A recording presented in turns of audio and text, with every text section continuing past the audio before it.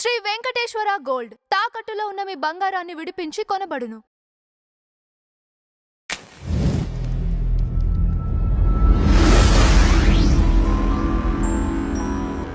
నమస్తే, welcome to our channel. ఈరోజు వచ్చేసి మన ముందు సోషల్ అనలిటిక్స్ కృష్ణకుమారి గారు ఉన్నారు. ఆవిడతో మనం మాట్లాడు. నమస్తే అమ్మ. నమస్తే. అమ్మ, నటు జయం రవి గారు వచ్చేసి వాళ్ళ భార్యకు విడాకులు ఇస్తా అని చెప్పారండి. వాళ్ళ భార్య వచ్చేసి కోర్టుకి వెళ్ళి నాకు నెలకు 40 లక్షలు ఇవ్వాలి అని చెప్పేసి నోటీస్ ఇచ్చిందంట. మరి దీని మీద మీ అభిప్రాయం ఏంటి? అంటే ఈ మధ్యకాలంలో కొంచెం ఎక్కువ ఓకే. మెయింటెనెన్స్ అడుగుతున్నారు. ఆ, అయితే అసలు వీటన్నిటికన్నా ఈ జయం రవి ఆ. అసలు ఎందుకు విడాకులు ఇవ్వాలనుకుంటున్నాడు అనేది ఇప్పుడు ఆలోచించాల్సిన అవును. విషయం మొదటగా. అవును. తరువాత ఇంకా విడాకులు ఇవ్వడం తప్పదు అనుకుంటే మెయింటెనెన్స్ ఎంత అనేది వాళ్ళ ఆర్థిక పరిస్థితిని బట్టి కోర్టు నిర్ణయిస్తుంది. అవును. భర్త యొక్క ఆర్థిక పరిస్థితిని బట్టి, భర్తకున్న కమిట్మెంట్స్ని బట్టి, పిల్లలు ఉంటే పిల్లల గురించి ఓకే. ఇట్లా మెయింటెనెన్స్ కోర్టు డిసైడ్ చేస్తుంది. ఓకే. అంటే కోర్టు అతను ఎంత సంపాదిస్తున్నాడు అనే దాన్ని బట్టి డిసైడ్ చేస్తారు. అలాగే అంటే అది నెక్స్ట్ విషయం అనమాట. ముందు తేలవలసింది ఏంటంటే అసలు వీళ్ళు ఎందుకు విడాకులు తీసుకుంటున్నారు ఓకే. అనేది ఇక్కడ. అవును. అయితే ఈ సినిమా రంగంలో ఒక రకంగా ఒకరు ఎక్కువ ఒకరు తక్కువ అని కాకుండా దాదాపు అతిశయోక్తి కాదు కానీ 90% ఇట్లాగే ఉంది. నటులు కెరీర్ మొదట్లో పెళ్ళిళ్ళు చేసుకోవటాలు, ఓకే. వాళ్ళతోటి పిల్లల్ని కనటాలు, ఆ తర్వాత ఫీల్డ్లోకి వచ్చిన తర్వాత నటుడికి 50 ఏళ్ళు ఉంటాయి ఆ, కానీ 20 ఏళ్ళ అమ్మాయో 18 ఏళ్ళ అమ్మాయో హీరోయిన్గా వస్తుంది. ఆ, వస్తుంటే ఇంకా వీళ్ళకి ఏంటి అంటే ఆ ఇంట్లో ఉన్న భార్య పాతబడిపోతుంది. ఓకే. పాతబడిపోయి ఇప్పుడు సినిమాల్లో హీరోయిన్లు మారుతారు కానీ జీవితంలో ఒకళ్ళే హీరోయిన్ ఉండాలి అవును. అని కదా మన చట్టం చెప్పేది. కానీ దానికి విరుద్ధంగా వీళ్ళు ఈ విధంగా ప్రవర్తిస్తూ ఉంటారు. ఒక్కొక్కళ్ళు ఓపిక కొద్దీ 2 ఏసి 3 ఏసి 4 ఏసి పెళ్ళిళ్ళు చేసుకున్న వాళ్ళు ఉన్నారు. అవును. అసలు కొంతమంది అయితే అసలు విడాకులు కూడా ఇవ్వకోకుండా సహజీవనాలు చేస్తున్న వాళ్ళు ఉన్నారు. అదేమంటే సుప్రీంకోర్టే చెప్పింది పోండి అని చెప్పేస్తున్నారు. ఇట్లా అసలు ఇవాళ సినిమా ఇండస్ట్రీలో సినిమా ఇండస్ట్రీ వరకే ఉందా లేకుంటే బయట బయట కూడా ఉంది, లేదని నేనేం అనట్లేదు. బయట అందరూ మహానుభావులు ఉన్నారు అని నేనేం అనట్లేదు. ఇప్పుడు ఈ జయం రవి విషయం వచ్చేసరికి ఏంటి అంటే గమ్మత్తు ఏంటంటే వీళ్ళు ఒకప్పుడు పెళ్లి చేసుకున్నప్పుడు కూడా చాలా పోరాటాలు చేసి పెళ్లి చేసుకున్న వాళ్ళు వీళ్ళంతా. అంతకుముందు కన్నడ యాక్టర్ ఒక అతను అభిమానిని చంపిన అతను, అతని పేరు గుర్తు రావట్లేదు, దర్శన్. దర్శను తన మొదటి భార్యని పెళ్లి చేసుకునేటప్పుడు తన పెళ్ళప్పుడు చాలా పోరాటం చేయాల్సి వచ్చింది. వాళ్ళు చెప్పారు నీకు పిల్లని ఎవరు ఇస్తారు పో అంటే, ఏం చేస్తే ఇస్తారంటే నువ్వు హీరోగా నిలదొక్కుంటే ఇస్తామంటే హీరో అయి చూపించాడు అతను. అలాంటిది మళ్ళీ ఆమెతోటి కాదనుకుని ఆమెను వద్దనుకుని వేరే ఆమెతో సహజీవనం చేస్తూ ఉన్నాడు. ఈ సహజీవనం చేస్తూ ఉంటే ఈ సహజీవనాన్ని భరించలేక వ్యతిరేకించి ఒక అభిమాని సోషల్ మీడియాలో విపరీతమైన పోస్టులు పెట్టాడని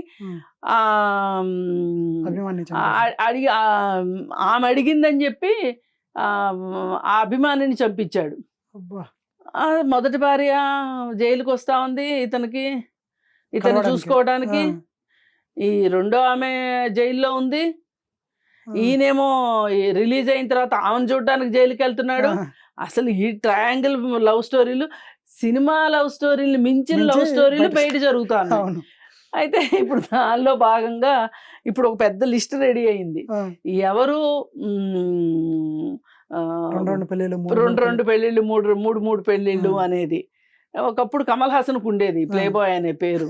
అలాంటిది పోయి ఇప్పుడు ప్రతి చిన్నవాళ్ళు ప్రతి పెద్దవాళ్ళు ఇదే గుర్తింపు వచ్చిందంటే చాలు, ఫేస్ వాల్యూ వచ్చిందంటే చాలు.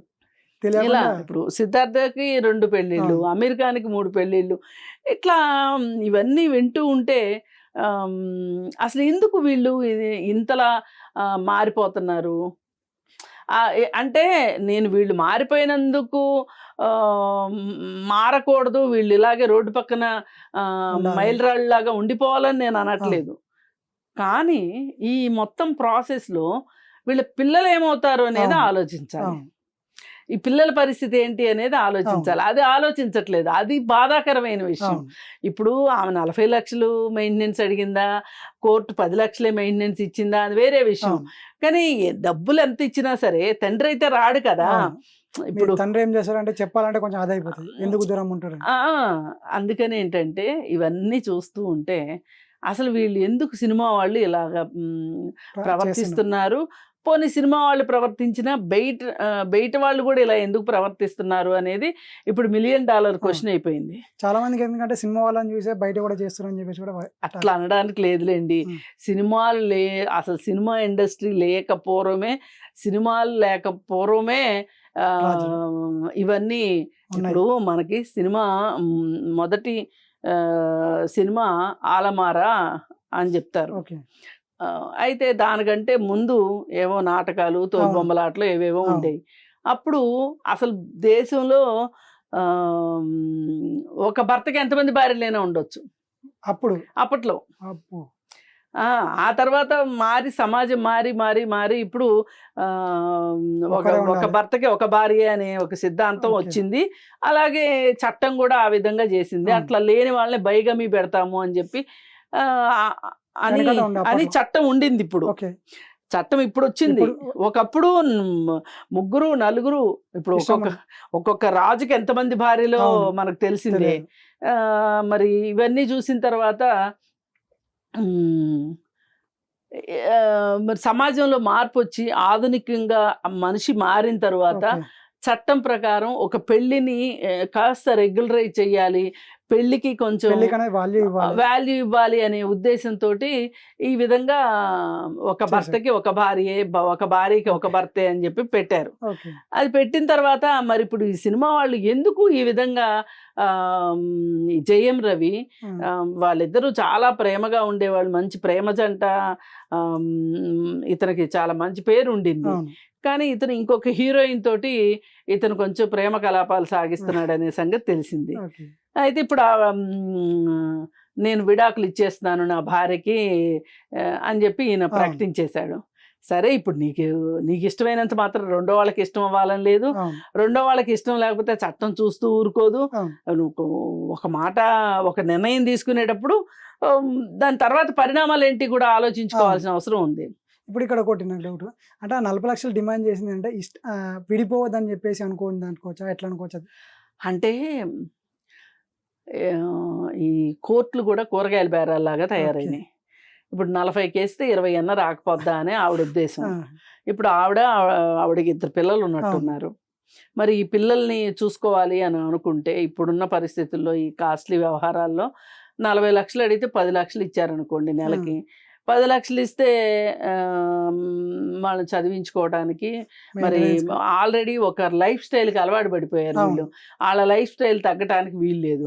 అలాగే భర్త ఈమెను వదిలిచ్చేసుకుని, పిల్లల్ని వదిలిచ్చేసుకుని ఆయన లైఫ్ స్టైల్లో ఆయన ఉంటే ఈమె ఏడుపు కొట్టు మొహం వేసుకుని ఉండాల్సిన అవసరం లేదు కదా. అందుకని కోర్టు ఏం చెప్తుంది అంటే ఎప్పుడైనా సరే భర్తకి గనక ఆదాయం ఉండి, అతను ఆదాయం ఉండనివ్వండి లేకపోనివ్వండి, అతను ఏ విధమైన లైఫ్ స్టైల్లో ఉన్నాడో అదే లైఫ్ స్టైల్ వైఫ్కి కూడా ఇవ్వాలి అనేది ఒక చట్టంలో ఒక అంశం. అయితే ఉద్యోగం ఉంటే ఉద్యోగం అని, వ్యాపారం ఉంటే వ్యాపారం అని, లేదు సినిమాల ద్వారా నీకు డబ్బులు వస్తున్నాయి కాబట్టి నువ్వు ఇవ్వాల్సిందే ఇంత, నీకు ఇంత వస్తుంది కాబట్టి. ఇప్పుడు సినిమా వాళ్ళు జనరల్గా వైటే ఇస్తారు, కొంత బ్లాక్ కూడా ఇస్తారు. వాళ్ళు ఇన్కమ్ ట్యాక్స్ కడతారు, అంటే టీడీఆర్ ఉంటుంది కదా, ట్యాక్స్ మనం ఫైల్ చేస్తాం కదా. ఫైల్ చేసినప్పుడు ఆదాయం ఎంతో చూపించాల్సిన అవసరం ఉంది. ఒకవేళ నీ అకౌంట్లో డబ్బులు వస్తే కూడా అవి నువ్వు చూపించకపోతే ఇప్పుడున్న శాస్త్ర సాంకేతికతతో కుదరదు. అవును. నీ నీ ఆధార్ కార్డు కొడితే నీకు ఎన్ని అంతా అకౌంట్లు ఆన్లైన్ ఉన్నాయో ఇంకా ఆన్లైన్. ఆన్లైన్లో వచ్చేస్తాయి. ఇప్పుడు ఈ పరిస్థితిలో జయన్ రవి విషయంలో వాళ్ళ భార్య 40 లక్షలు అడిగింది. అంటే 40 లక్షలు అడిగితే అవి ఇవ్వటం ఇష్టం లేక కలిసి ఉంటాడేమోననే ఉద్దేశంలో ఆవిడ వేసిందేమో అని మీరు అనుకుంటున్నారు. లేదు లేదు, అక్కడ బాగా మనసులు బాగా విరిగిపోయినాయి. ఓకే. ఇంకా అవి అతుక్కునే పరిస్థితి కనిపించట్లేదు. అంటే కోర్టు దాకా వచ్చింది అంటే నానా ప్రయత్నాలు చేసిన తర్వాత అసలు కోర్టుకు కోర్టుకు వచ్చిన వచ్చింది ఆయననే కదా. సో ఆయన వచ్చినా ఆవిడ వచ్చినా ఎవరు వచ్చినా ఇక్కడ పాయింట్ ఏంటంటే అసలు కోర్టు దాకా వ్యవహారం వచ్చింది అంటే ఇంకా అది చక్కబడటం అనేది అసాధ్యం. లేనట్టే ఇంకా. ఇప్పుడు ఫస్ట్ ఈ భర్తతోటి ఈ విధంగా నేను గొడవ పడాలా, ఈ విషయాన్ని నేను నిలదీయాలా లేదా అని భార్య ఆలోచిస్తుంది. ఓకే. ఏది కుటుంబానికి ఈ బంధంలో ఉండాలి అనుకుంటే, మరి భర్త కూడా నేను ఈ బంధంలో ఉండాలి అనుకుంటే నేను ఈ పని చేస్తే నా భార్యకు ప్రశ్నిస్తుంది కదా, నేను సమాధానం ఏం చెప్పాలి అనేది ఆ భర్త కూడా ఆలోచిస్తాడు. వీళ్ళిద్దరూ ఇట్లా ఆలోచించుకోకుండా అతను చేసేది అతను చేసుకుంటూ వెళ్తుంటే, ఈ భార్య ప్రశ్నించేది ప్రశ్నిస్తూ వెళ్తూ ఉంటే ఇంట్లో నిత్యం కుంపటే ఉంటుంది కదా. మరి ఈ పరిస్థితిలో వీళ్ళకి ఏమనిపిస్తుంది అంటే నన్ను చూసి చూడనట్లు పోవచ్చు కదా అని భర్త అనుకుంటాడు. భార్య అనుకుంటుంది అసలు నేనంటూ ఉన్న తర్వాత నా మనసు కష్టపెట్టడం ఏంటి, నేను పడతానని తెలిసి కూడా వేరే వాళ్ళతో ఈయనకి ఎందుకు సంబంధాలు అని చెప్పేసి తను అనుకుంటా, నాకేంటి తక్కువ, ఆమెలో ఏం ఎక్కువ అని ఆమెతో కంపేర్ చేసుకోవడం మొదలెడుతుంది. కానీ ఆడవాళ్ళు చేసే పొరపాటు ఇదే. ఇక్కడ ఆమెతో కాదు నువ్వు కంపేర్ చేసుకోవాల్సింది. ఆమె ఎట్లున్నా ఈయన ఇష్టపడ్డాడే, ఈయనది తప్పు. ఆమె నీకంటే బాగున్నా బాగోలేకపోయినా ఇతను ఇష్టపడ్డాడు కదా, ఇతను ఫస్ట్ మీరు ఆలోచించాల్సింది భర్త గురించి. కరెక్ట్. ఇది ఆలోచించరు ఆడవాళ్ళు. ఆలోచించకుండా నా బంగారం మంచిదైతే ఇక్కడ దాకా ఎందుకు వస్తుంది అనేది ఆలోచించరు. ఆలోచించకుండా ఆమె ఎవరో వచ్చింది, భార్య ఉందని తెలిసి కూడా వచ్చింది, భార్య ఉందని సంగతి తెలిసి నీ భర్త అయితే ఆమె వంక చూడొచ్చు. కానీ ఆమె మట్టుకు ఆలోచించాలి, ఏమని ఈయనకి పెళ్ళయింది కదా నేను ఈయన వంక చూడొచ్చా లేదా అని చెప్పి ఆవిడైతే ఆలోచించాలంట, భర్త అయితే ఆలోచించక్కర్లేదు. అదే కదా. అందుకని ఏంటంటే ఆడవాళ్ళు కూడా ఈ విషయంలో మారాల్సిన అవసరం ఉంది. సరే, ఏది ఏమైనప్పటికీ ఇప్పుడు ఈ 40 లక్షలు మెయింటెనెన్స్ అనేది బహుశా 40 లక్షలు మెయింటెనెన్స్ ఇవ్వకపోవచ్చు. అంటే అతనికి ఆదాయాన్ని బట్టి చూస్తుంది కోర్టు అని చెప్పాను కదా. అతనికి ఉన్న స్థిర చరాస్తుల్ని బట్టి కూడా ఆలోచించి బ్యాంక్ అకౌంట్లో ఏమున్నాయి, ప్రాపర్టీస్ ఏమున్నాయి, అవన్నీ కూడా సినిమాలకు ఎంత వస్తాయి. ఇప్పుడు సినిమాలు అనేది ఈ సంవత్సరం రావచ్చు, వచ్చే సంవత్సరం రాకపోవచ్చు. అందుకని మ్యాక్సిమం సినిమా వాళ్ళ విషయంలో సినిమా వాళ్ళు కూడా ఒక రకంగా భార్యలకు భరణాలు ఇచ్చే దగ్గర బాగా తెలివితేటలు చూపించేది కూడా ఈ విషయంలోనే. ఏమనంటే నాకు పోయిన సంవత్సరం సినిమాలు ఉన్నాయి, ఈ సంవత్సరం ఉంటాయని గ్యారంటీ ఏంటి అని చెప్పి కోర్టునే తప్పుదో పట్టిస్తారనమాట. అందుకని ఏది ఏమైనప్పటికీ చాలా మంది తెలివిగా ఏం చేస్తారు అంటే కోర్టు దాకా వెళ్ళకోకుండానే మధ్యలోనే కాంప్రమైజ్ అయిపోతారు. ఇందాక నేను అన్నాను చూడండి, భర్తను ప్రశ్నిస్తే